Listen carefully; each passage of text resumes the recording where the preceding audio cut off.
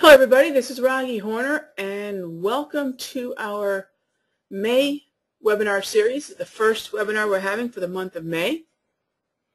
And we're going to actually start it off with more of a discussion, and we'll talk about the current market. We always do.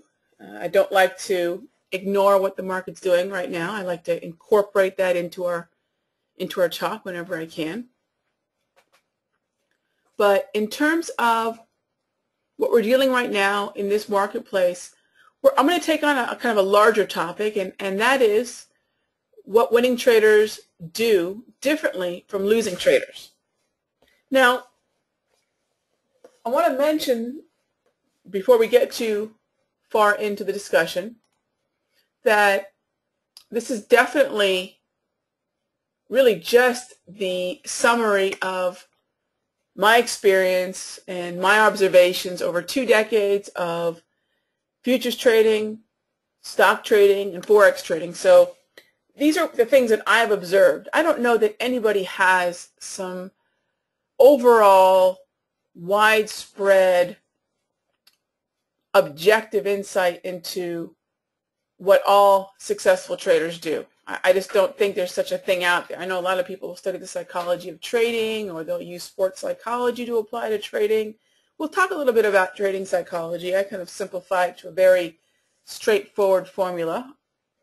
But I'm going to walk you through what I've been noticing throughout my career, because I've seen and been privy to watching great traders and not so great traders. And I will tell you, it's the not so great traders that I've learned the most from. I'm going to recommend some books, tell you about some of my favorites, tell you a couple stories. So we'll get into whatever questions you might have. I'll be more than happy to tackle any questions you might have about some current price action or some of the current price movement. We'll talk a little bit about that, but it's going to be more of a discussion. And since it is a discussion, I'm going to be reliant upon you all to ask me the questions that you feel need answering to kind of help you make it to that next level. Wherever you are right now, we want to move up one rung. We don't want to jump 5. We certainly don't want to move down, but we just want to get a little bit better tomorrow than we were, the day before. And if we keep doing a little bit better each and every time, I think we're in good shape.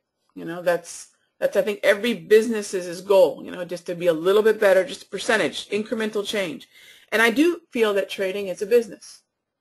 Okay? Our trades are like businesses. A good business has a plan to get started, and a good business has an exit plan as well, and that's really what we as traders do.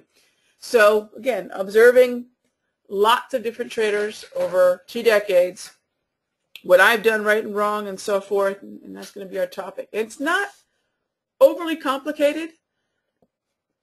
I think a lot of us want to overcomplicate it because we think that it can't be that simple.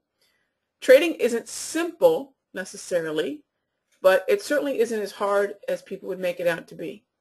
So let's go ahead and get started. And again, I'll be looking for your questions. Please feel free to ask whatever question you feel you need to know the answer to, and I'll do my best to give you an answer if I've got one. Okay?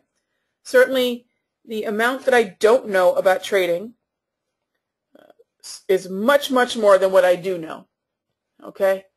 And I'm willing to admit that. But what I do know, I know without any hesitation, without any wavering, and with full confidence. And I'd rather know very little but have full confidence in it than know a lot about a lot of things and have little confidence in it. I don't think the game is about necessarily trying to master all aspects of trading. That's impossible. I think it's to master a few aspects and then learn them deeper and deeper. Okay?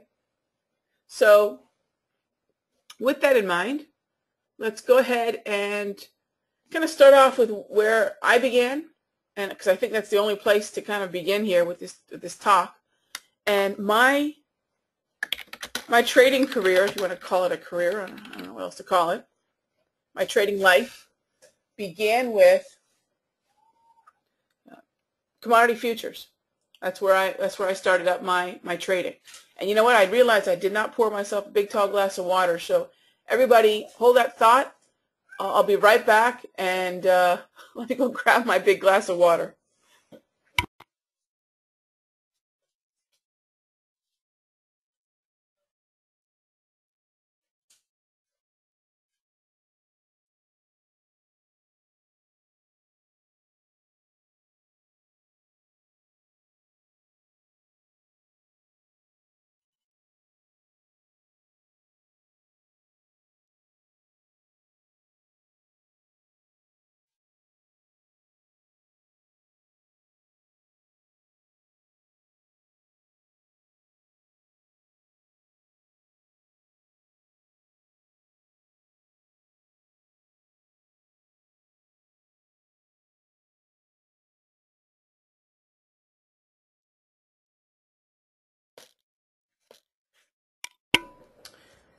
All right, so I mentioned that I started off in commodity futures, and if anybody's read any one of my 3 books, I talk about early on how I got into trading, which began with a gentleman that used to rent out the dive boat that I used to work on. I had a dive boat business, and basically they in college, and one gentleman would come and rent our boat out just for himself. I was a dive master, so I would take people out on trips, and it worked out well because I could work on the weekends and not interfere with class. But I would make an exception for this gentleman, unbeknownst to my mother, and my captain and I would take this gentleman out for a dive, and he would rent the whole boat out, which, you know, to a 17, 18-year-old kid, that kind of money was fairly significant when your net worth is pizza coupons. And I wondered what this gentleman did. And he had all the accoutrement of a trader, and I later found out he was a bond trader. And essentially what he taught me going back and forth to the dive sites was price reading and technical analysis. And from there, I guess you could say the bug bit me. And I sort of try to find everything I can get my hands on about trading.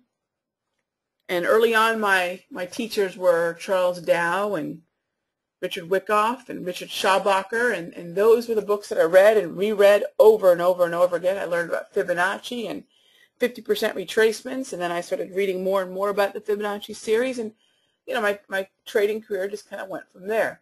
Now, interestingly enough, because the first trader that I spoke to was basically a price-based, I wouldn't even call him a technician. I'd just say more or less a price-based tape reader.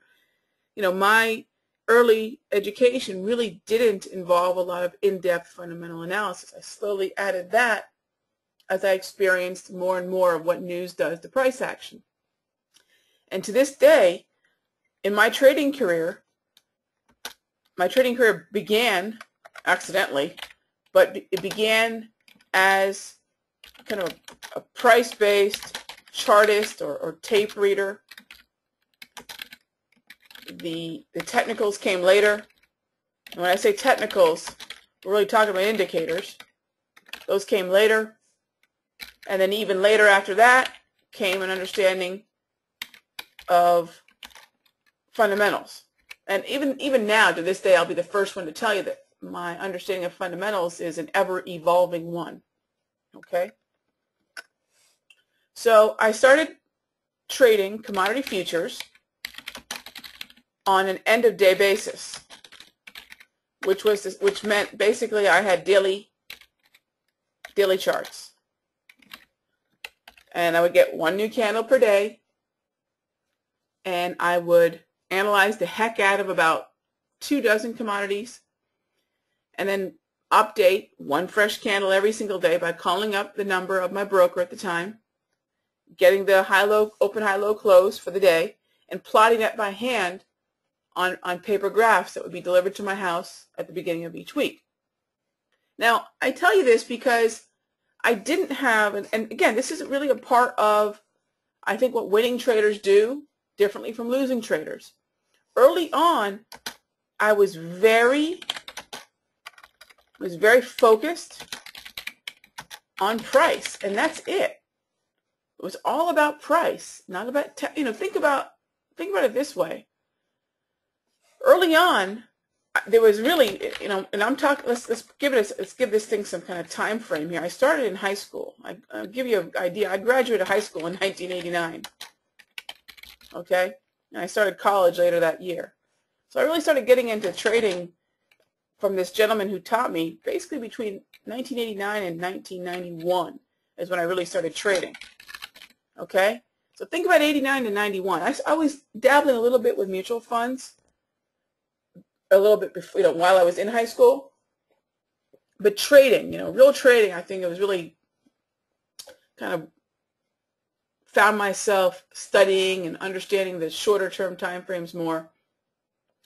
And it was an evolution from these end of day charts that I had, and I shouldn't say shorter term time frame, shorter term holding periods. Instead of being an investor, I started understanding this whole concept of what it was to be a trader. And that was between 89 and 91. Remember, there was no internet, not the way we know it to be now. And another thing I want to mention, there was no massive bookstores like we have now either. Okay?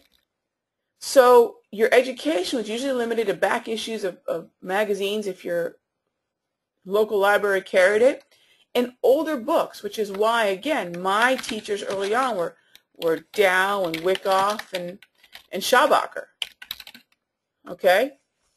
These are who I read early on. Charles Dow, Richard Wyckoff, Richard Schabacher. All right? So what's the first lesson here?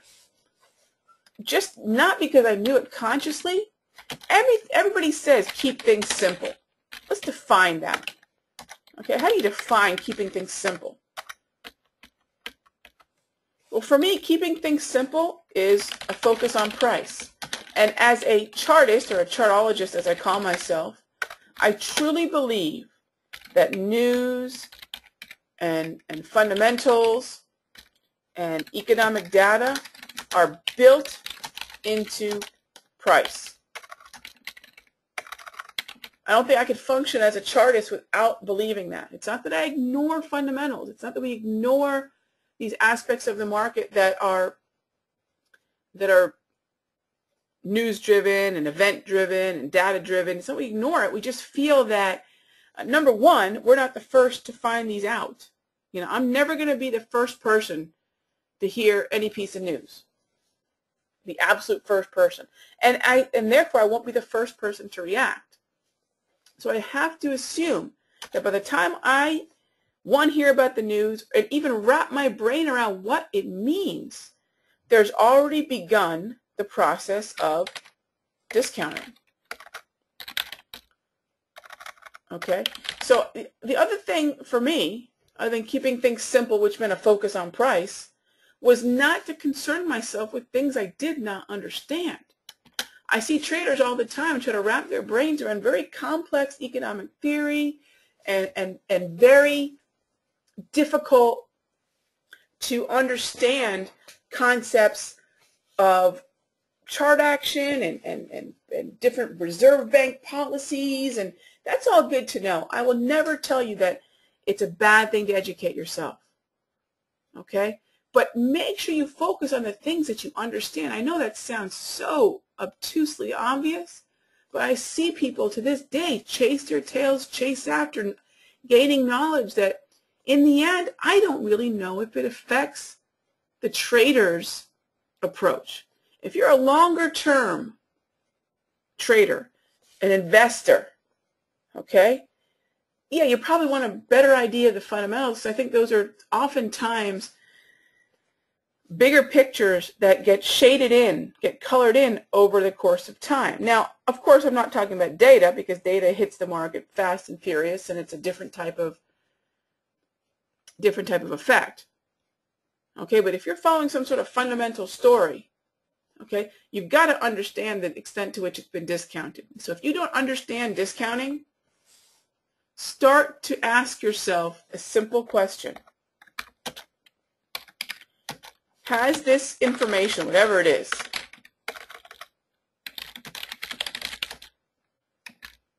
has this information already been worked into price? And there's probably a number of ways you could phrase that question, but have other people reacted to this information before me?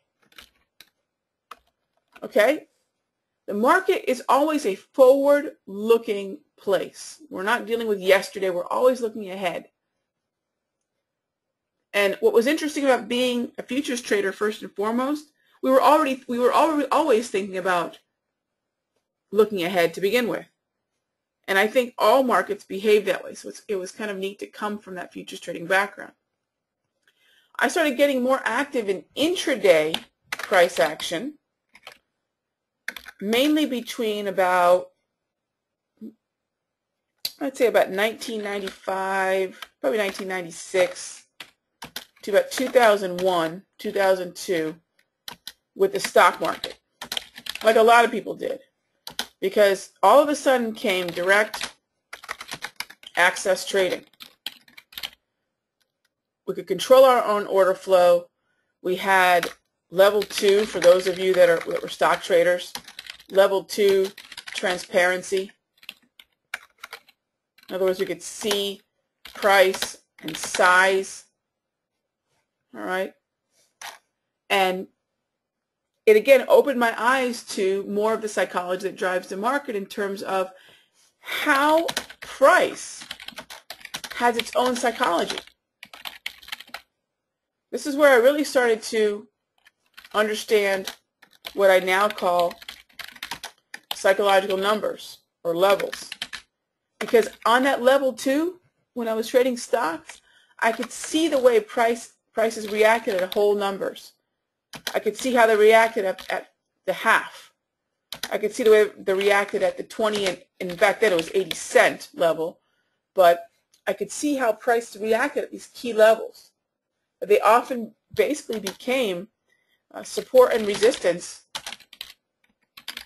by virtue of our basically human, I don't know if you want to call it emotion or just human nature, but I've often posed the question, if we were going to have lunch tomorrow, if we were all going to get together and have lunch tomorrow, most of us would say noon or 12:30 or 1 o'clock. Very few of us, if nobody, would say, how about 12:17?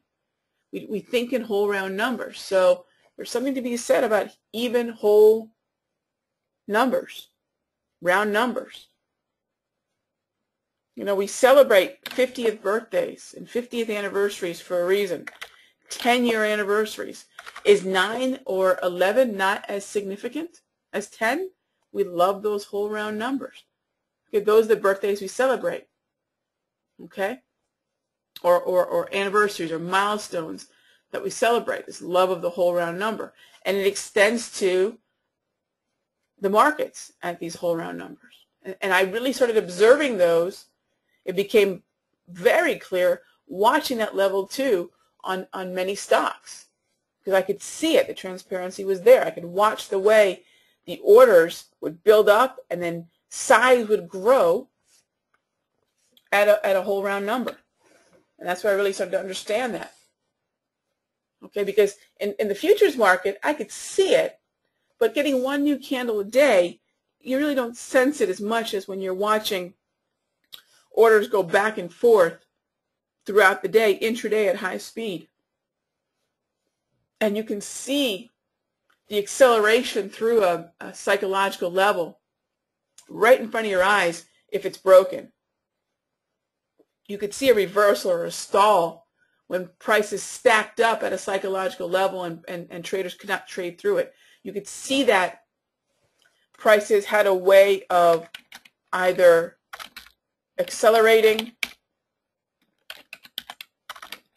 stalling, or reversing at support and resistance, including these psychological levels. Okay? So, you know, what do successful traders do differently from losing traders? Well, I think they make observations much like what we've been talking about so far. They keep things simple. They have a touchstone, if you will. They have a main source of market interpretation. For fundamental traders, it's news and reading articles and data. For chartists like me, it's price. For a technician, it might be a handful of moving averages. I don't know what that is, but I have a touchstone. And for me, that's price. And the different markets that I went into and out of, it just seemed to keep driving home this idea of price for me, probably because I was already wired that way. So, what's another thing that winning traders do? They know themselves. They're not trying to be somebody else. They know themselves. They naturally allow themselves to gravitate towards those things that make sense to them, not to the things that are shiny and new and that everybody else is doing. They just let things develop in their trading life very organically. Okay, they don't force it. I never forced any part of my trading career, mainly because I didn't know any better. I was so young. I just kind of stumbled from one thing to another, but probably what I did not know was I was drawn to them because it was something that was in sync with the way that I saw the world and the way that I interpreted the market. So again, it was organic. I didn't force myself to become something I wasn't. I am not naturally a systems trader. I am not naturally somebody who wants to read about the fundamentals of a market. These are things that I neither really enjoy, okay, nor find myself gravitating towards. I always loved charts. I always loved the idea of graphing where something's been and getting an idea of where it may be going, with the understanding that the past doesn't necessarily equal the future, but we as human beings tend to repeat certain cycles over and over and over again. I could see that at psychological levels. I could see that in the way that trends behaved and rolled over, and the way sideways markets had momentum and broke out or broke down. So I saw the same things happening over and over again. I don't know that I would have seen that if I was a student of news. I don't know that I would have seen that if I was only a student of technicals, but prices made sense. So know yourself. You may be sitting there going, Raghee, that sounds great, but I love a good indicator. I think indicators really cut away from the noise for me. Some of you might say, Raghee, that's great that you're a chartist, but I really like the news. It makes sense to me to understand the bigger picture of what's driving price. And that's great too. Know yourself. That's as important as it gets. So you find yourself gravitating towards what makes sense to you. Okay? That's the most important thing. Not what some other successful trader's doing. Okay? And by the way, if you want to drive this truth home in a significant way, read the Market Wizards and the New Market Wizards. I don't know how many of you have done that. I know I've mentioned these books many, many times. These two books were written by, and I cannot believe I'm drawing a blank because they're two of my favorite books of all time. And I'm looking to my library, my bookshelves that are sitting just to the right of me here in my office. And how could I forget Mr. Jack Schwager? You read those books. And what's interesting about reading these books,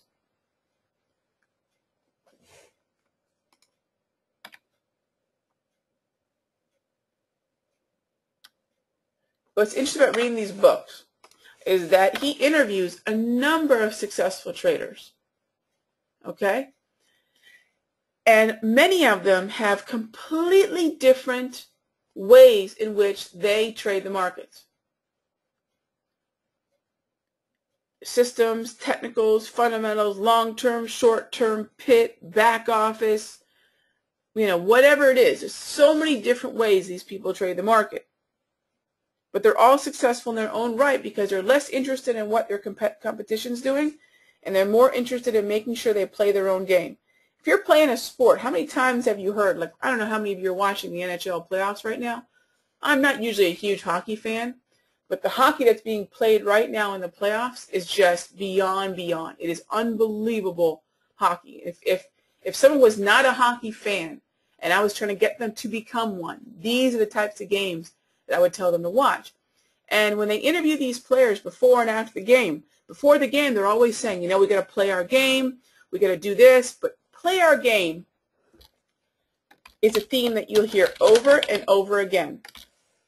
And then if they've won, you'll hear them say, yeah, we played our game. We control the puck. Okay? Well, does that have an application to trading? Well, the market wizards, these legendary traders, play their game. They're less interested in what their competition's doing, and they are essentially telling themselves, you know what, we know what our strengths are. We're going to play to them. We're not going to try to play the game that our competitor is playing. Okay?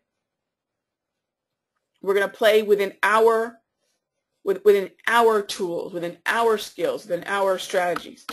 Well, for me, it wasn't long after I really got immersed in Charles Dow that I began to understand that market trends were going to be, if I were going to define it, what my game was.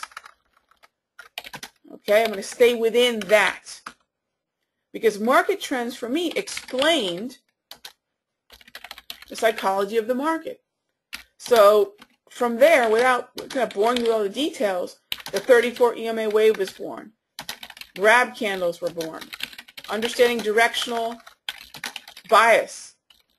All these things led me to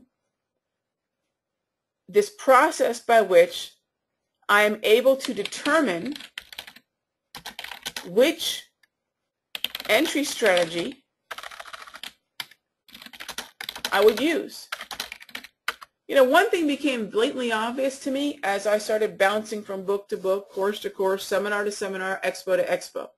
There are a million, billion, gajillion, as many stars there are in the sky, there seems to be a strategy associated with it. Okay? I can even just hear Carl Sagan voice in the back of my head going, billions and billions of stars. If Carl only knew billions and billions of trading strategies and EAs and variations of indicators and so forth. Well, as I bounced from all these shows and books and courses and webinars, well, there weren't webinars really back then the way there are now, but seminars and so forth, what I learned is that I started to ask the teacher or the trader as respectfully as I could,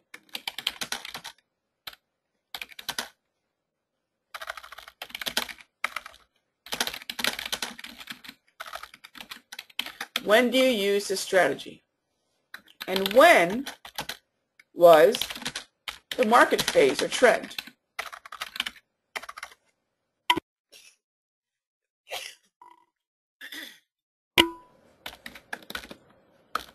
Because Charles Dow taught me that there were 4 market phases.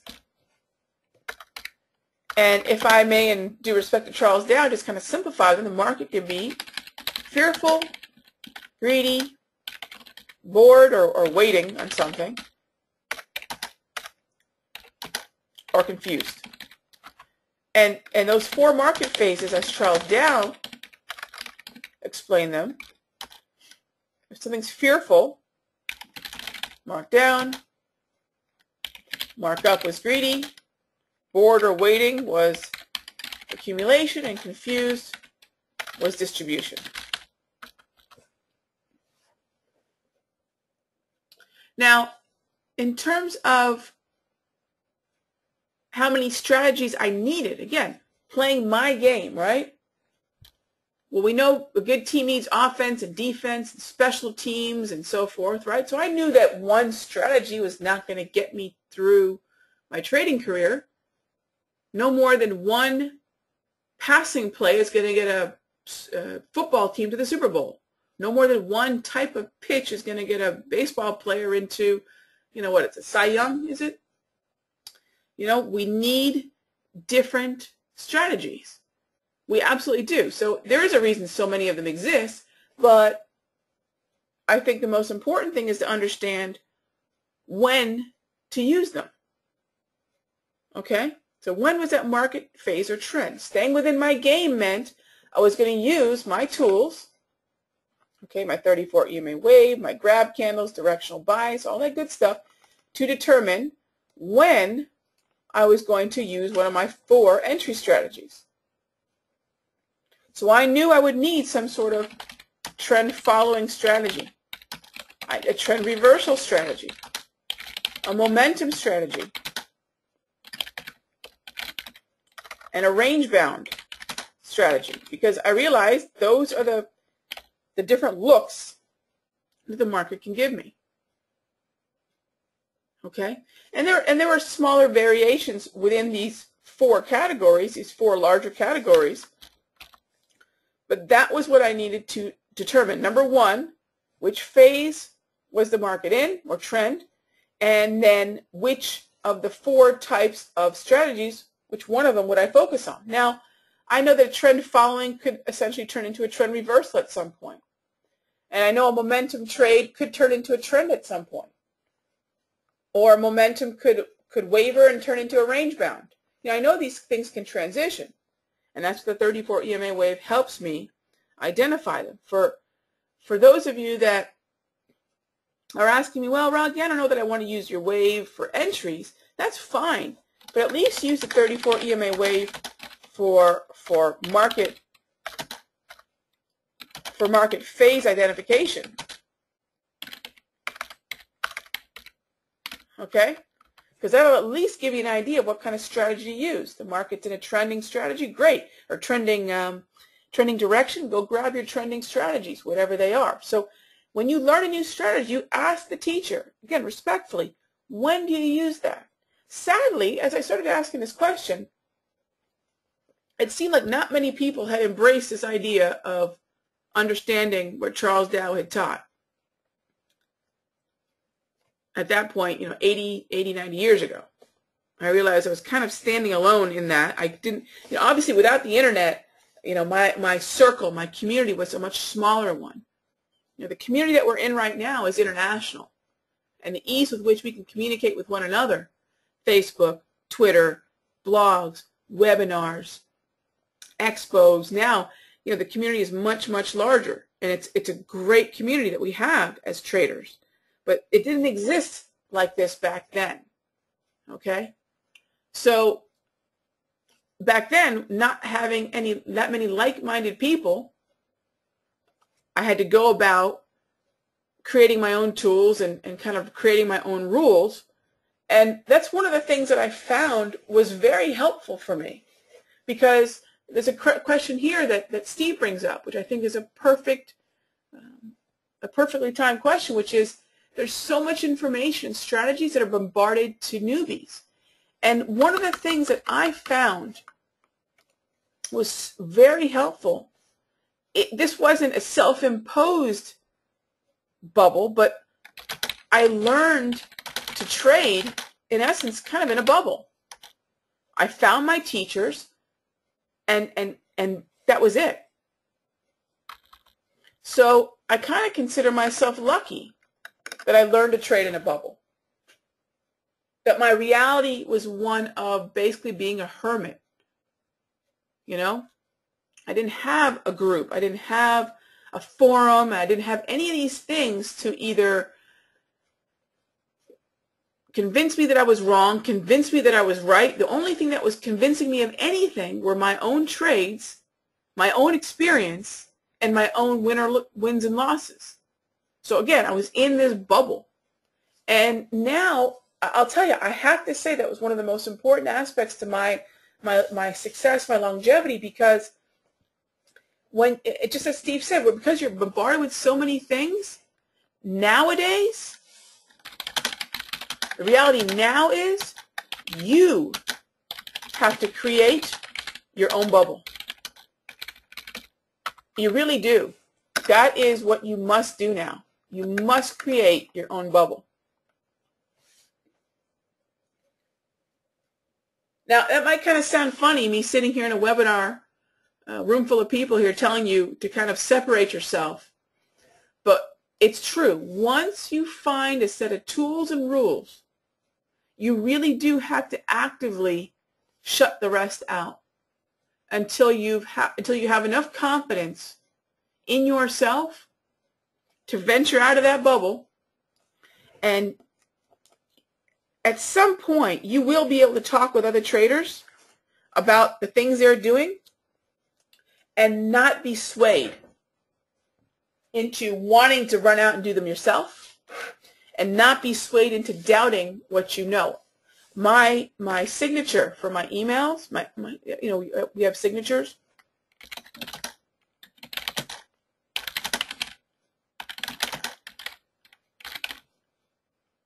That is my philosophy right there. That is me in a nutshell. Often wrong, but never in doubt. I've created my own bubble. I've tested it.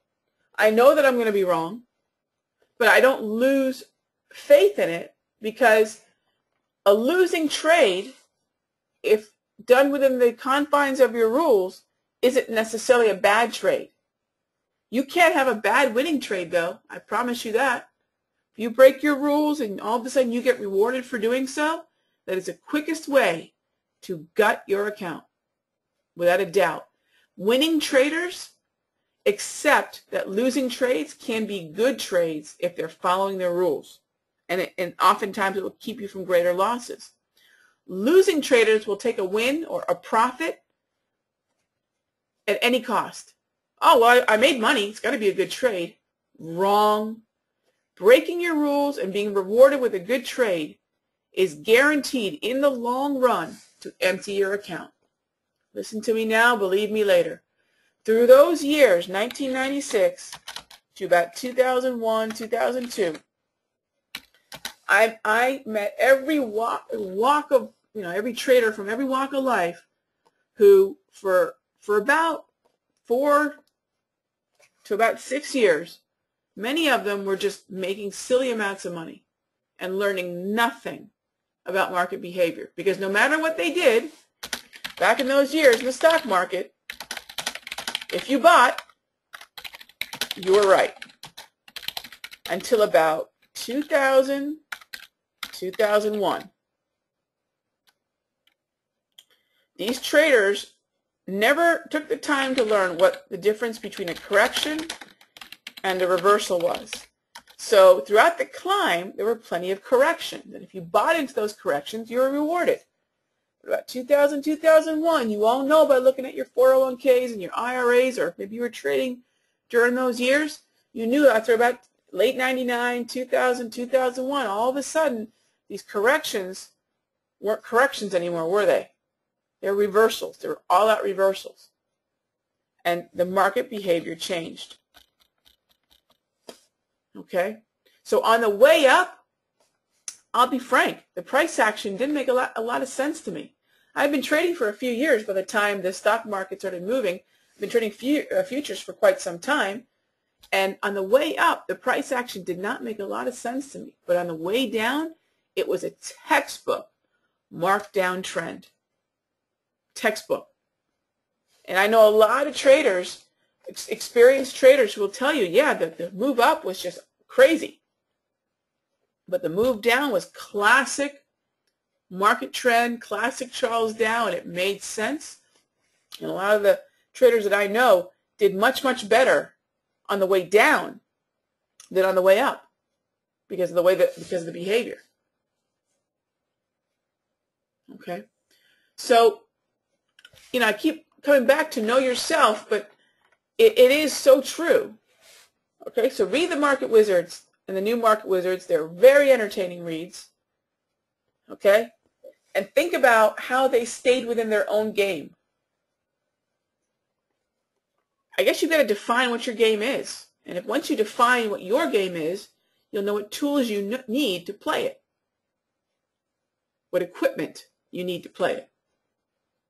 So I talked about the Market Wizards and the new Market Wizards. Some other great trading books other than the Market Wizards and the new Market Wizards. Richard Schaubacher wrote the book on technical analysis. Everybody else has essentially just rewritten it.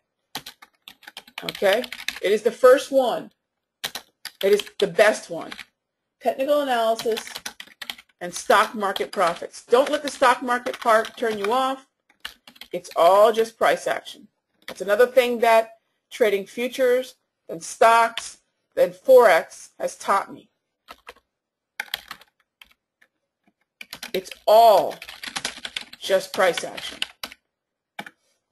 To me, I don't care if I'm trading Cisco or Cocoa, if I'm trading the dollar Canada or the US dollar index. It's all just price action. So Richard Schabacher, great book, one I highly recommend. My favorite trading book of all time is a book called What I Learned Losing $1 Million.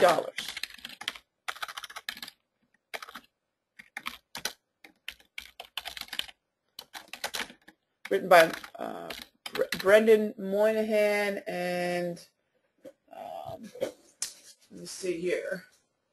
Brendan Moynihan and Jim Paul. Brendan Moynihan and Jim Paul. And it talks about, the author of the book talks about soybean trade, where they felt they were on the other side of a trade by a very large trader at the time, and they basically hung on to this trade and proceeded to lose, I think, 1.3 million. It talks about what losing traders do, how they think, and therefore how they behave. You will learn more from your losing trades and from losing traders than any winning trader ever.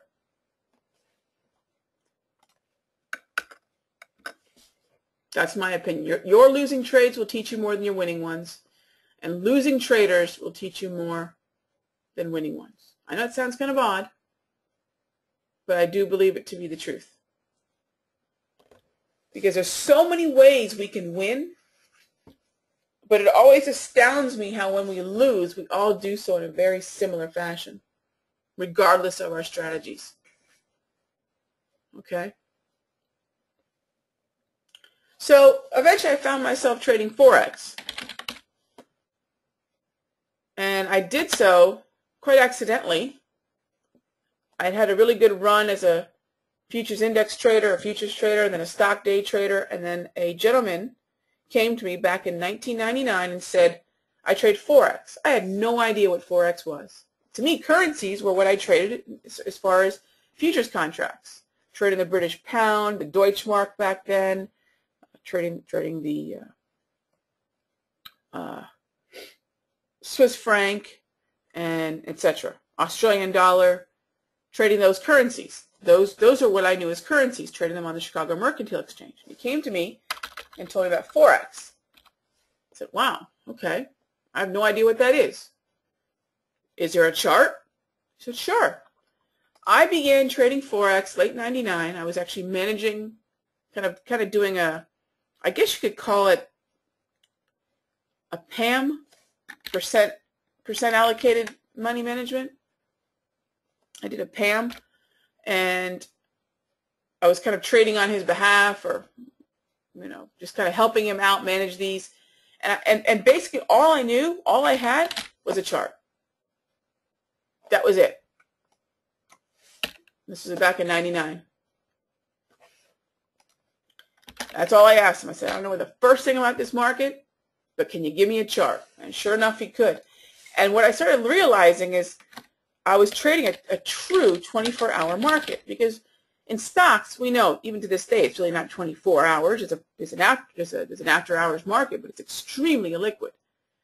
Back then in futures, as there is now, there was a Globex session, but it was nowhere near as liquid as the 24-hour Forex market, as we basically moved from Sydney to the Hong Kong and Tokyo markets. Okay.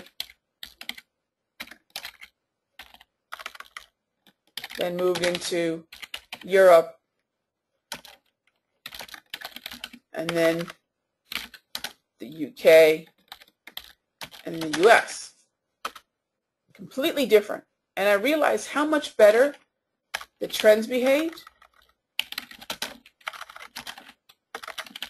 And I love the fact that the market never closed, because one of the things I dealt with as a stock and futures trader were limit up, limit down in futures.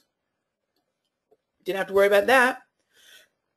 Gaps, seldom had to worry about that. And the market closing, really didn't have to worry much about that either, except for once a week. So I found for me the risk management was so much better.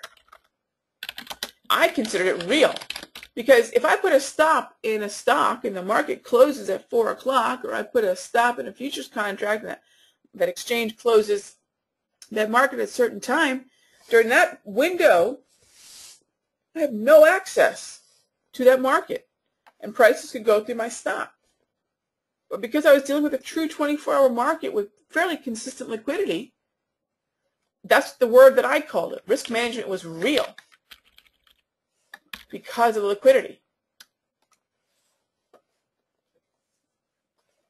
So I really started moving a lot of my activity from stocks, from futures, which I still do trade somewhat.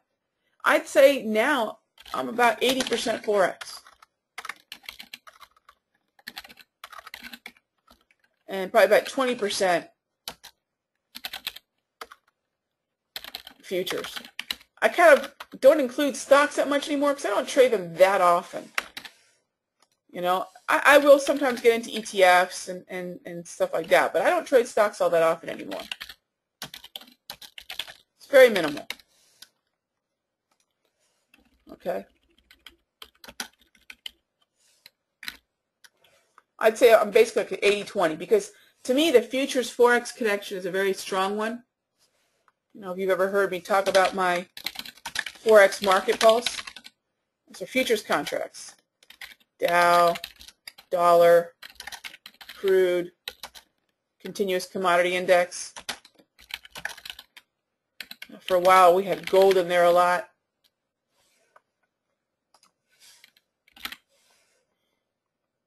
Okay, so there's a tight correlation, because you know I have the dollar and then I have ComDolls, and understanding what's going to move a lot of currency pairs. We're dealing with it right now, by the way. Okay, dealing with it right now because if you noticed what happens or what's been happening in the market today, let's jump over the charts here. So in terms of what's been happening in the charts, a lot of really interesting corrections, like major corrections. In some cases, trend-threatening corrections, because the U.S. dollar is just going gonzo right now. It's just correcting so strongly. Okay, the U.S. dollar bounced basically from about 72.98 on the dollar index to the bottom line of, I'm sorry, to the 20-period simple. I know a lot of you may not have the U.S. dollar index as a chart, but we had a significant bounce within the context of a downtrend to the 20-period simple, which if we were dollar index traders, we'd be shorting that right now, and I am. On the flip side of that conversation, you head on over to the Euro-US dollar and the correction we're seeing here. So just as the dollar index bounced, the Euro-US dollar pulled back, we hit that sweet spot, that area between the 20-period simple and the 34 EMA high within the context of this uptrend. And again, correction. U.S. dollar strength helped weaken commodities. The continuous commodity index fell 23 points, which is a significant drop.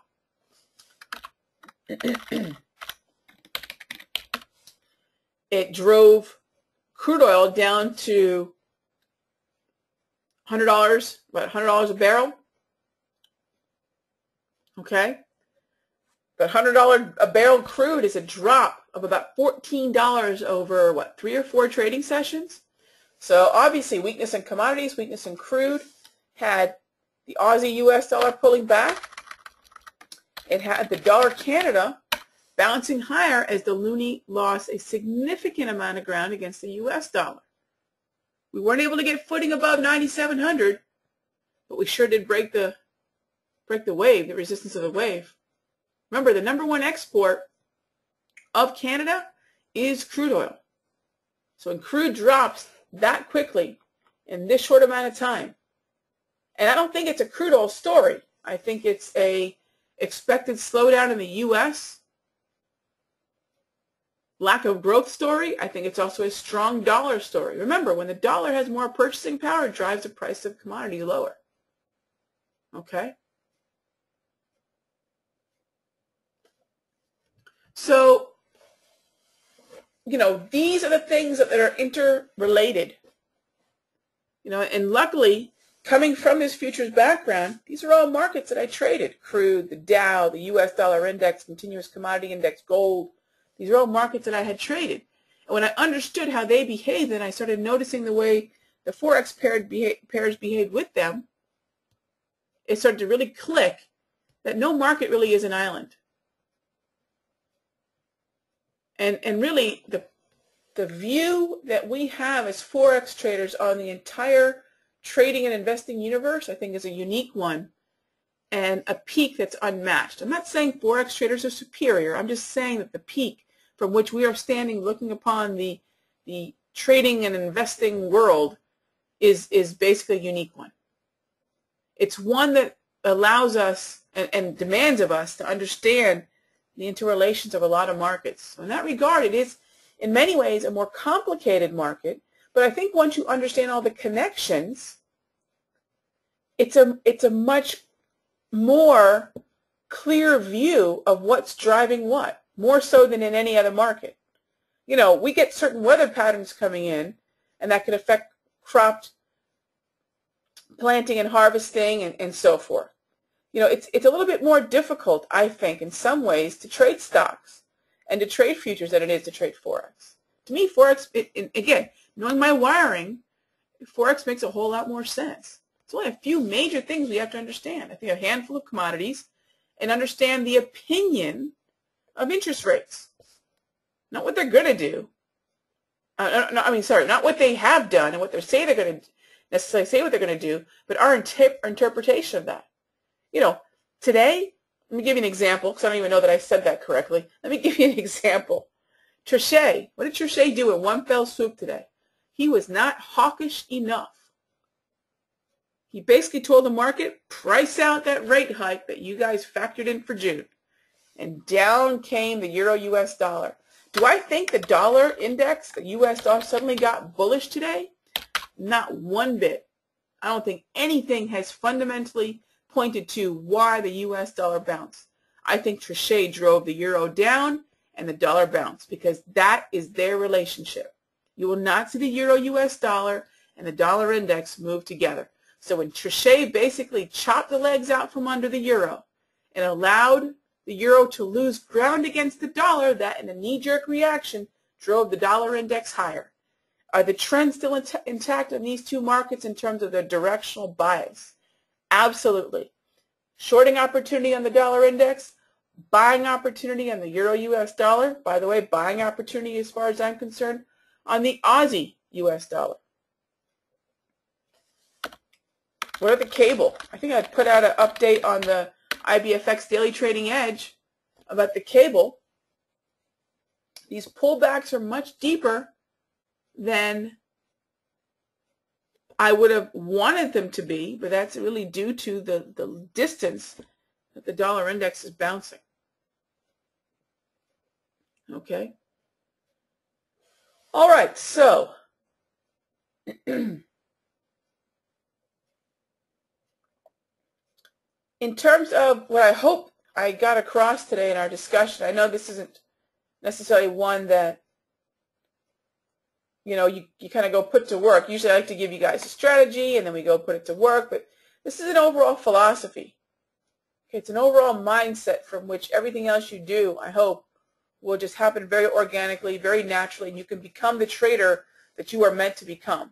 Not become a mini me or a mini of anybody else, but become the best version of how it is you're wired. Because, you know, if you try to be somebody else, you actually might go ahead and miss out on all the things that you are gifted with. Okay?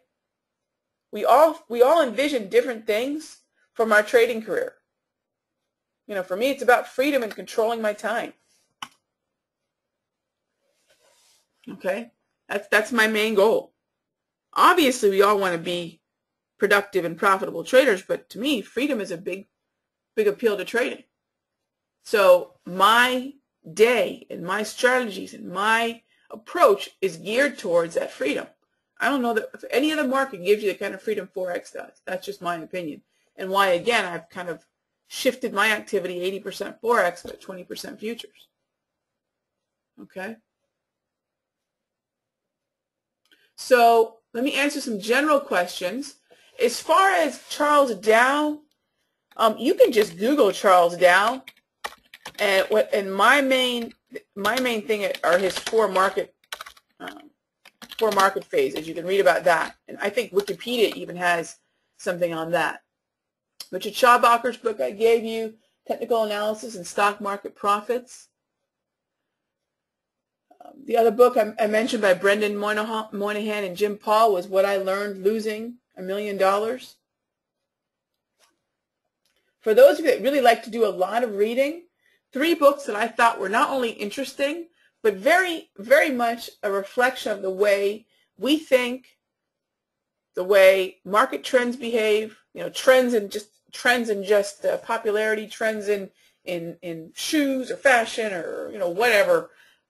And then an interesting explanation of what makes people successful. Lately, I've really been recommending a lot of Malcolm Gladwell, and he's got his 3 books, and I recommend you reading them in this order. I actually recommend Blink, then Tipping Point, and then Outliers. And these are books you could read, I think, over the course of a weekend. His writing style is about as easy and as easy breezy, enjoyable as it gets. It's almost a guilty pleasure. So those, I would also recommend those. I think Sun Tzu is very interesting also. And now we're getting to, you know, into a little bit more. For those of you who just want to keep on reading, I think Sun Tzu is very interesting. Okay. And, you know, those are pretty much my recommendations. I don't think there's a lot that you need to read. I think it's more about getting the studying in. As far as the white moving average, it was on my chart. The indicators on the chart that we looked at here for a brief period. Of course, we've got the grab candles. We've got the 34 EMA wave, which is the 34 period high, 34 period low, 34 period close, all exponential. And the white one is actually the 20 period simple. The 20 period simple. I will also keep the 200 period simple on many of my charts. As far as a dollar index chart, you can get delayed dollar index feeds from a number of places. I can't think of any off the top of my head, but there's a number of places. I even think FX Street's got a dollar index feed anymore. You can check that out. Forex Pros might as well. I trade spot. Dave, you asked if I trade futures or spot. I trade spot for my currency pairs. Absolutely, I trade spot.